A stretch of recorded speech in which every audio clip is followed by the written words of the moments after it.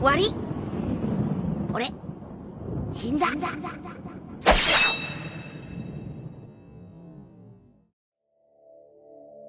This is the closest anyone has ever come so far in the past 20 years. That's right, 20 years of One Piece since the scene occurred, and the main character could have died right then and there. From a guy who by all means on normal storytelling accounts should not have been prevalent after the Orange Town arc, yet he keeps popping up again and again and again and again and again.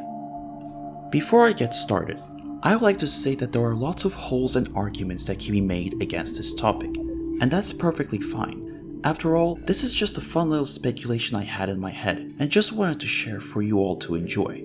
I believe the point of this video is we have to take into account the next steps that Oda has planned for our favorite clown. Also, please keep in mind that Buggy doesn't have to necessarily become an emperor or hold some form of a title. Perhaps him becoming a great pirate like those before could be enough for Oda. I've also included timestamps this time in order to better organize the video, so feel free to make use of those. And without further ado, let's dive into this.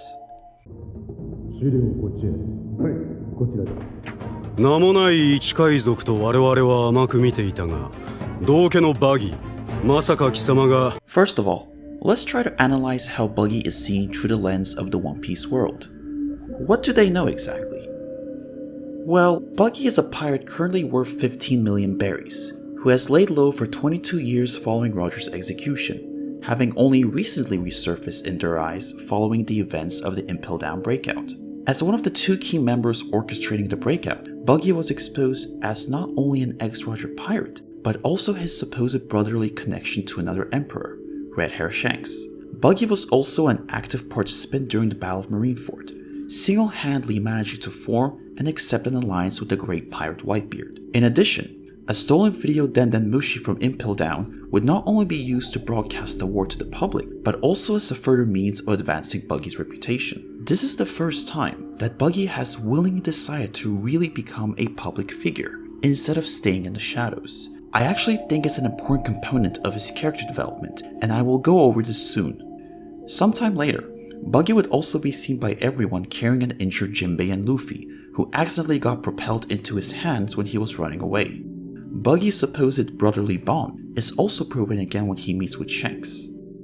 Finally, Buggy managed to reunite with his crew on an unnamed island, alongside the powerful subordinates he recruited from 𝚑𝚘𝚎. He showed off Captain John's treasure mark to Alvida, and immediately afterwards would receive an invitation from the world government to become a warlord of the sea. By the way, I'm looking at you, brand new, for those updated bounties on our former warlords. You know, I hope we see them soon in chapter 1000 or something close. Therefore, Buggy went from a small-time East scoundrel to an internationally recognized criminal. Every aspect that Buggy tried to hide from his past was seen as a method for him to build up strength. According to the Marines, he did this intentionally. Buggy is able to capitalize on unforeseen circumstances for his own benefit.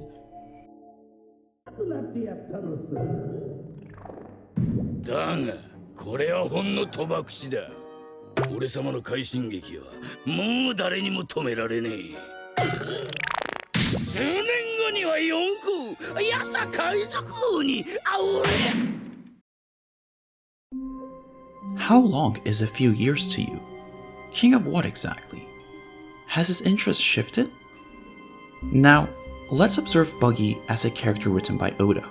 To me, Buggy seems to have a lot of parallels with King from One Punch Man, to some extent. Buggy hasn't had the best life. He lost his treasure map, and also mistakenly ate a devil fruit power. But, if you look at it from a different perspective, not only did Buggy get shoehorned into practically every major event so far, but he has come out relatively unscathed from them, a feat comparable to either extraordinary luck or perhaps something more intentional. Buggy will probably get his ass kicked a few more times before the end of the story, but I'm pretty sure that by the end of One Piece itself, there is a possibility that he can make it to the top. And no one will disturb him because of his merit. As a gag, not many powerful individuals will attempt to mess with him. We can have people overthink it just like when fighting King, and come up with reasons not to engage on their own. We should also not forget that Buggy had an entire cover story arc, which is also Oda's first cover story and first one to be animated in the anime. It was dedicated to his own solo and crew adventures, which included encountering Gaimon, who became best friends, and Buggy even wanted to offer him to join his crew. These are two of Oda's favorite characters looped into a fateful meeting, which I find to be a nice touch. It doesn't end there, however. Just like Luffy is known to have an almost mythical ability when it comes to making allies, so does Buggy, at least in a different way, that is. Moreover, there is one special point I want to make about Buggy. Have you noticed that Buggy managed to rise and get himself more involved with the world only after his encounter with Straw Hat Luffy? If he did not chase after Luffy, nor allied with him later on, Buggy would still be on the same small-time pirate shenanigans that he was always doing, never really amounting towards anything greater. Just like how Luffy transforms the characters he encounters along, such as Crocodile regaining his will and returning to the New World after decades, Buggy in a way also directly benefited from such an event. And who's to say Buggy won't benefit from anything Luffy and his alliance achieve in Wano, provided they manage to do so, that is. I'd also like to add that the Marineford War did prove to Buggy the reality of the situation he was in, and that his entire doctrine would have to change afterwards. Keep in mind that Buggy's shenanigans and post-time skip does not allow him to just run away from his work, assume a new identity, and lay low. The very nature and climate of the New World does not allow for such mercy or quote-unquote do-overs. Becoming more reputable is its own benefit, but can come at a cost of constantly looking over your back when you lose it all. By this point, Buggy has to choose very carefully what his next moves can be, because it's going to be more difficult to get out of the situation he will encounter. Can Buggy keep his game long enough to survive? We shall see. So therefore, Buggy's rise to power and influence came as a result of the protagonist meddling with his affairs. Buggy has become infamous to the point where he can't lay low anymore, having previously enjoyed his small-time shenanigans. And also, something I did not mention before, Buggy possesses a fanatically loyal crew, whom he has treated with significantly more respect and dignity than at the start of the series.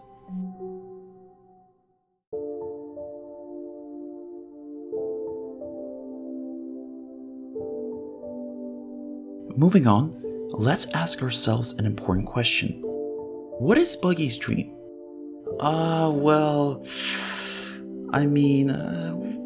We don't really get a definitive answer, although the biggest piece of evidence is arguably very early in the story. In chapter 19, Buggy goes quite in depth about his relationship with Shanks and his days as a pirate apprentice. There are two critical pieces of information we can take from this though. The first is that Buggy originally planned to leave the Roger Pirates, become rich, and form his own powerful pirate crew. The second is that whatever life plans Buggy had in mind, it was postponed by 10 years due to his incident. So what is Buggy's life plan? Is it as simple as getting the most treasure possible? Obtaining the greatest treasure in the world? What is the greatest treasure from Buggy's point of view? Is Buggy as materialistic as he claims to be? Or does he still believe that only he knows and follows the doctrine of what a true pirate is? If Luffy believes that a pirate must be free, or that a pirate must cut corners and do whatever it takes to gain power according to Blackbeard, perhaps for Buggy, a true pirate is simply one who adventures about in search of treasure. Maybe he is right to an extent. In this manner, Buggy himself can also be considered a true pirate for engaging in battle against a younger Edward Newgate in the past, making note that this version of Buggy was also very brave when he wanted to be, and overall, save for a few moments, was not otherwise prone to fear or intimidation. Not to mention that Buggy actually stands up to Shanks a lot. He shows to Shanks that he won't be easily manipulated. Now when treasure is involved, that is a whole nother story. A final point I want to mention is that again, from the very early stages of the story, Buggy has been building up and researching methods to have a smoother transition. That means he wanted to go to the Grand Line all along, even though he was 37 years old at the time. This could either imply that he may have done multiple journeys, of which we never got clarity about, or that because it was so early in the story, maybe we shouldn't look into it so much. After all, this statement that Buggy makes here directly contradicts his desire to lay undercover, which meant that Oda definitely took a new page with Buggy in the future, with that aspect in mind.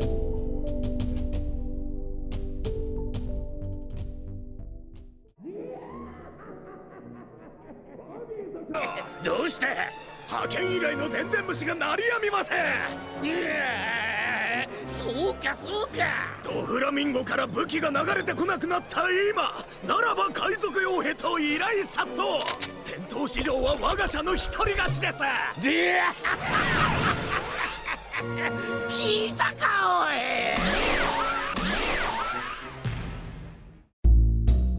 So, it's the post-time skip. Buggy had 5 of his strongest mercenaries recently leave his pirate business, and now Vice Admiral Stainless, alongside a marine fleet of at least 7 ships, have surrounded his headquarters. Here's a question for my audience. If Buggy doesn't escape from the clutches of the Marines, then where exactly is he going now? A lot of people speculate that he might be going towards Shanks, and as funny as something like this could play out, 俺と一緒に来いよバギー。おめえの部下なんざ真っ平でバカ。 One eternity later. Yes? Are you a new applicant? Actually, I quit and I came to get my job back.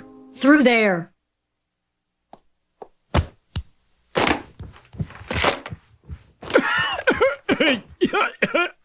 So, come crawling back, eh? Seems like the classy thing to do would be not to call attention to it. I'm not so sure of that.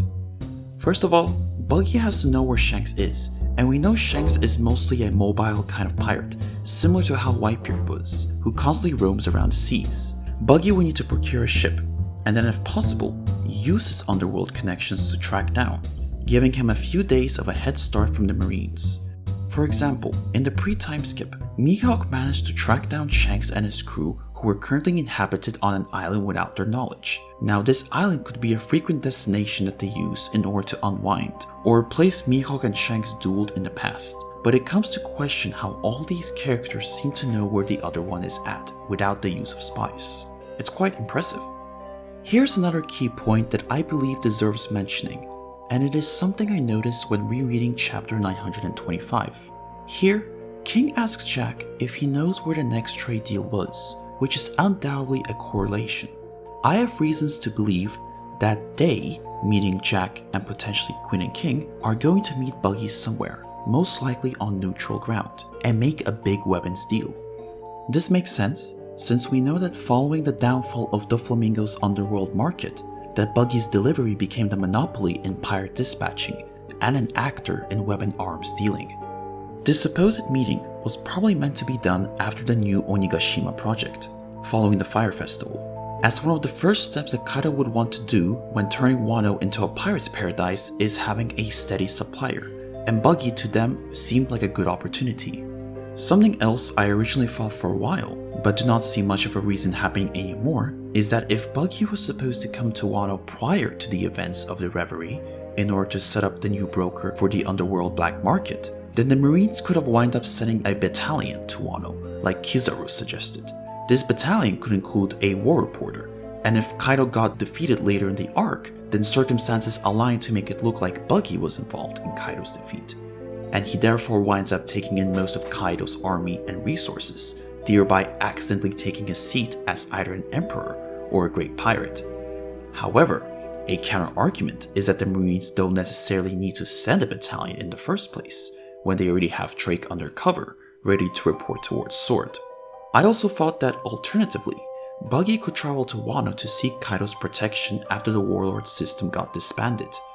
But that idea hasn't really aged that well, I guess.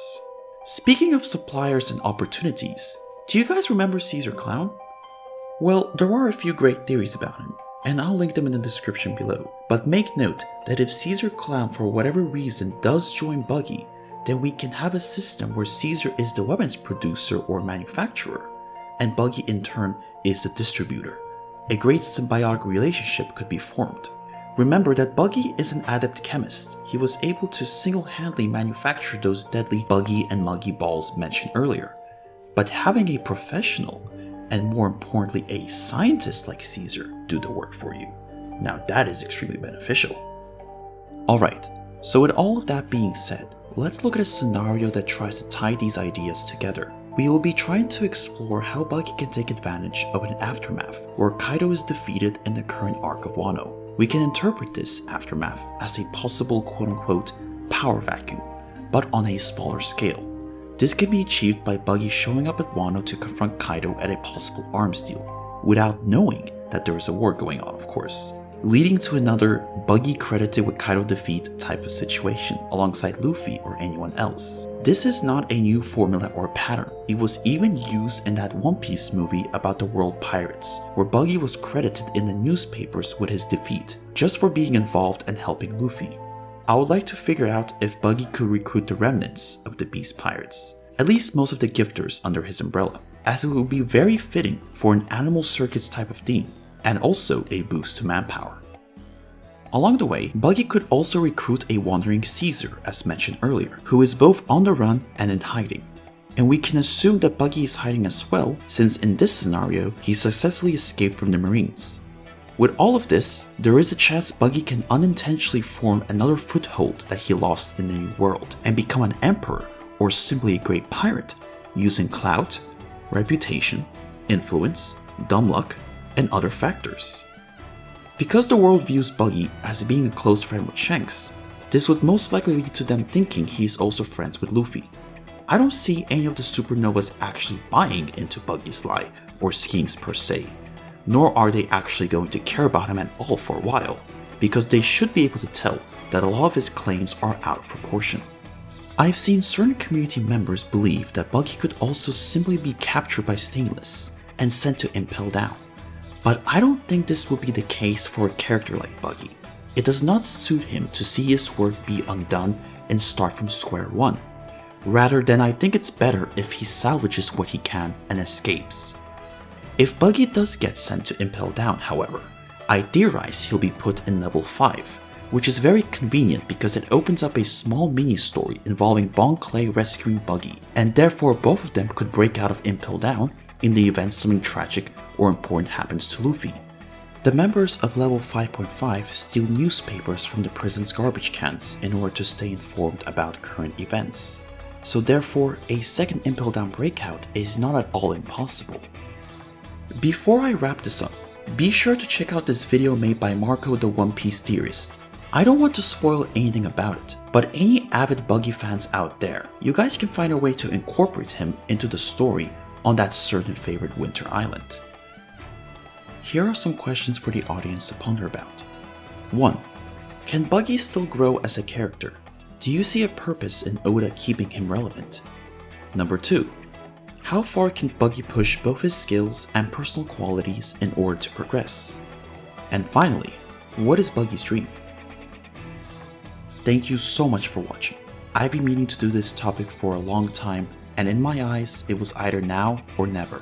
If you liked this video or otherwise have a different conclusion regarding Buggy, then let me know in the comments below. The background gameplay is from Half-Life 2 Emmet mod, with a few settings tweaked. Link is in the description. Stay tuned, because there are definitely more videos that I'm excited to do. Until then, I'll see you all next time. Peace.